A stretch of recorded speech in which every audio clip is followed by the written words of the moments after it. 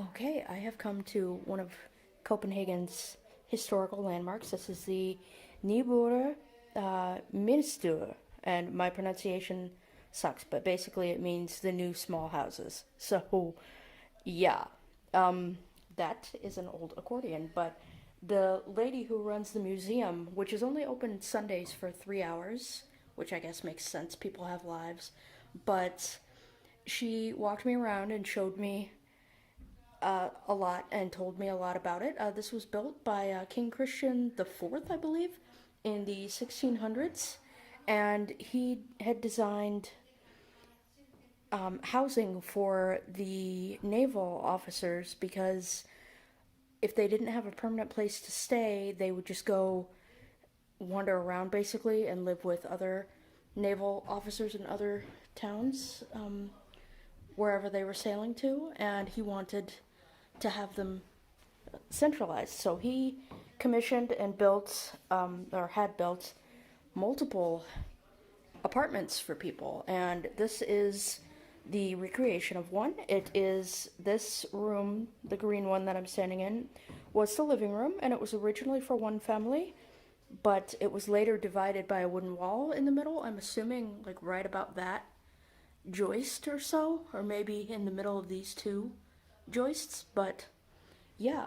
And then if you go over here, I mean, they had a nice table and everything. I'm not sure everyone had this nice of furniture. I'm sure this is very, very good for everything, but this was one of the bedrooms, and there would be a child's bed here, and then you would have your bed, and you could have a baby in this dresser, which doesn't look safe to me, but I mean, you do what you gotta do. And there are some old photo albums and everything. And she told me that King Christian, when he built these, it was kind of a weird idea, and he designed it after a German naval barracks. And out the window there, that gray shuttered building is the outhouse, and there was a pissoir for the men, and it just ran onto the floor, and then there was a loo for everything else. And the nightman would have to take the bucket from there and carry it through the kitchen and do the thing. And there was a shared kitchen. I don't believe this is connected to the apartments itself. It may have been, I'm not really positive, but yeah, there's the kitchen and the washing things, and he would have to walk through from the outhouses are just over there, and then he would walk through to the door and empty it. And there is a room up here, and I'm going to attempt to climb it, but I cannot hold the phone and do that, so I may just go up and look. But that was where the boys would sleep in hammocks, I was told, because they would do that on the ships, and they were conscripted from the time they were 6 years old until they were in their 40s under King Christian if they were going to serve in the Navy. So I will try my damnedest to get up there and get a bit of a look. I mean, I can see a little bit, so it's not terribly important if I don't get up there, but yeah, there are ropes to assist when you do get up to the top, so this will be an adventure. But, oh, here's the stove area. That's really cool. And of course, these have been refurbished over the years since they were built in the 1600s, but I think she said the 1930s they started renting them out to private citizens. And Nyboder, the area, it had its own police force. And I don't know, it's just a really cool little thing. And she said her 4 times grandfather, so her great-great-great-great-grandfather, was a part of the Danish Navy, and he lived in these houses, and so she has that family history, and she wanted to share it with people, which I think is really cool. My apologies for the blackness, but that's about as far up as I'm going. I'm about 3 steps from the top, but I would have to grab the rope up there, and I don't trust myself to be able to do it, but I'm just sort of standing on the ladder. But this is the upstairs part. It looks like a little bit of a sitting room, and then you can see in that room over there, there's a small bed. It looks like a crib, actually, and a hammock above it for the kids, and I'm assuming there might be another hammock on the other side. But yeah, this is really fascinating. And I'm going to go check out more. She said there were some more exhibits, so I'm going to go look and see what I can find. Sorry again for the black. I have to set the phone down on its face and turn it off. Okay, here's one of the anchors that was made in this area, because there was also a shipbuilding place not far from here. Yeah, this was the old bell to call people home at night, I guess. And yeah, everybody had a little garden outside of their apartment where they could have some vegetables and some hens for eggs. And I was told by the lovely museum lady that one guy tried to have a pig in his little yard, and that didn't work out so well, and people were not fans. But see if I can open this guy up. Yay! Okay. Not sure if you can see it very well, but that's the loo, and I was told that was just a basket under that the nightman would have to carry and empty out. So fun job for him. And she said that they would put the money in the window for him. There was a window right beside the kitchen, and there would be money sitting on the windowsill for him. And sometimes they would leave him sandwiches and things like that as payment for his duties. But, I mean, you can't eat that many sandwiches, so he would much rather be paid in actual money, so they would leave that for him, which is kind of nice. Yeah, this little door here, there are paintings and some old books from the 1800s and just ship records and a bit of a library in there. But the museum lady is doing a presentation in Danish, so I don't want to interrupt her by going in and babbling on camera. And there is the church of the little neighborhood, but I think I might just walk around a little bit and see what I can see. Okay, this is the actual museum part. This was one of the apartments, but they renovated it and got all the historical guys and statues. And oh, there's a old plan of it here. I love these old plans. I really like cartography, and this isn't actually cartography. Well, it says map of Nyboder. Forklaring. Yeah, and that was just a bit of the plan, and I guess those are prices. And here's a bit of the layout. And then this was Prince Henrik's Admiral's uniform. Huh, okay. And it's being loaned out by His Royal Highness, Prince Henrik, who I don't know who that is, but a prince, apparently. But yeah, she told me that this was what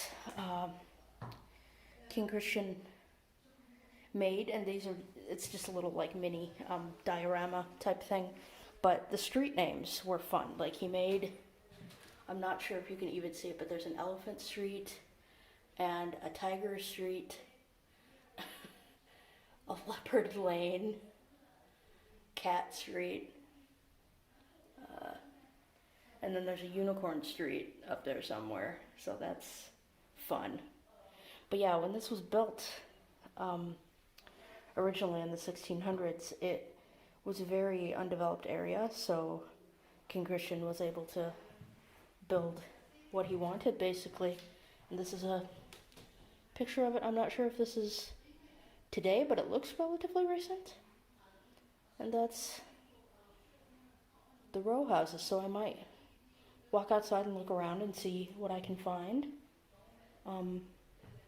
Yeah, but this is really cool. I'm glad I came over here to check this out. It's a lot more interesting than I had expected it to be. Okay, this again, is the church, St. Paul's, I believe, because this is St. Paul's Street, so I'm assuming. But yeah, the brown buildings behind the yellow are, I believe, administration buildings. But the yellow there is the only remaining original one of the row houses that were built by King Christian. But there are more. I don't believe those are original ones, but they are recreations, I suppose, or at least refurbished. And I'm not sure how far down they go, but as you saw in the little diorama thing, it was very large when it was first built. And this is called St. Paul's Place. And just a nice little green area. Copenhagen is very good about having little green areas and places to sit and chill out with your dogs or yourself or whatever you want to do. So that's cool.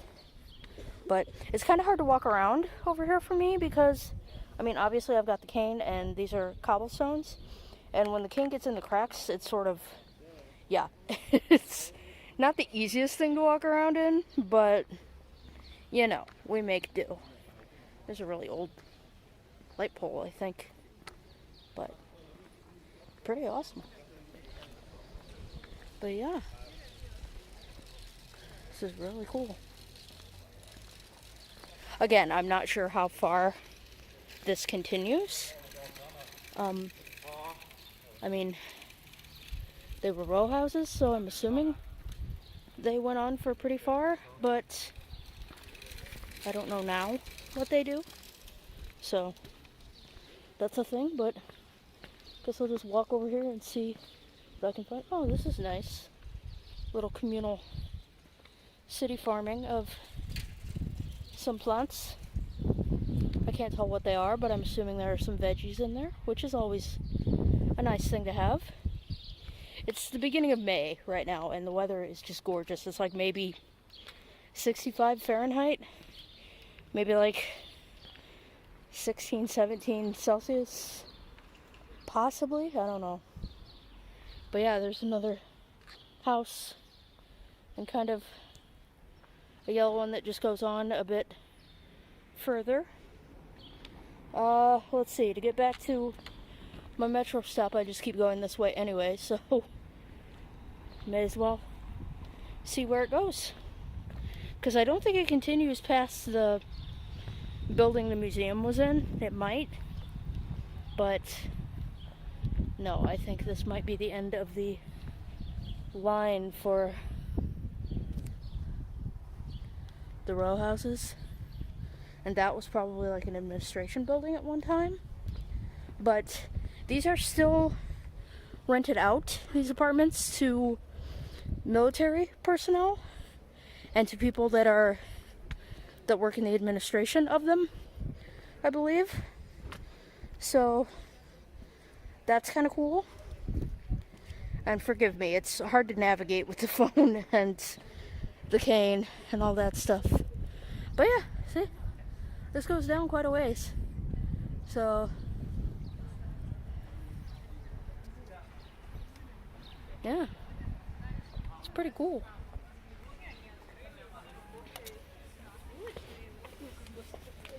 I don't know exactly what's going on here.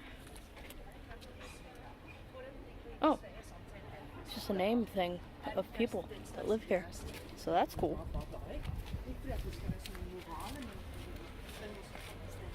But yeah, I should probably stop this. I mean, there's not really a whole lot else to say. This particular yellow building goes down to the end of the block, so that's pretty cool. But like I said, there aren't many remaining, so there's not all that much to talk about, I don't think. But this was a very interesting experience, and it was only 20 kroner to get in, which is like €3 maybe. It's not a lot. So definitely worth it to spend an hour listening to the wonderful historian lady. She gave me a pamphlet about a cholera outbreak in Nyboder. Nyboder. I can't say it in Danish to save my soul. But Yeah, there was a cholera outbreak in 1853, and it was because the water and just the sanitary conditions in Copenhagen were bad, and of course, all the sailors living on top of each other, basically.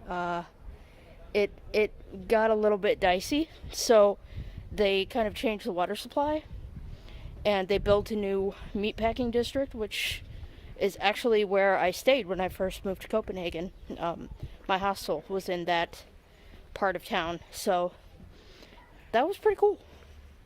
But yeah, I'm very glad I came to do this, and hopefully you enjoyed it and learned a little something as I did.